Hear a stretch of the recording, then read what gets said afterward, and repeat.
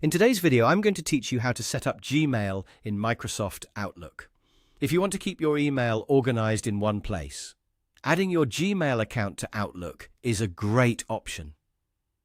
Outlook lets you manage messages, calendars, and contacts from different accounts in a single app, which can make your daily workflow much easier.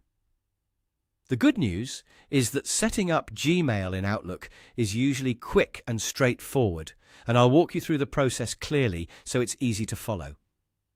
To begin, open Microsoft Outlook on your computer.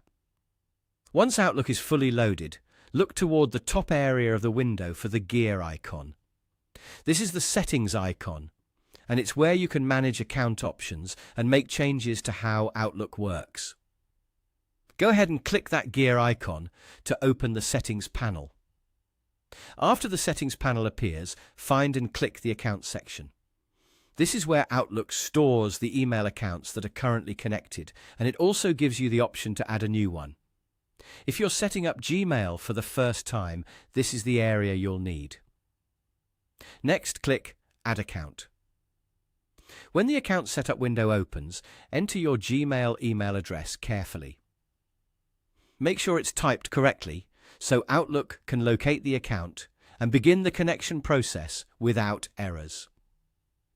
After entering the Gmail address, click Continue. At this point, Outlook will guide you through the remaining prompts on your screen. These prompts may include signing into your Gmail account through Google, confirming permissions, and allowing Outlook to access your mail and related information. Read each screen carefully and follow the instructions as they appear. This part is important because Google may ask you to verify that it's really you, especially if you use extra security features like two-step verification.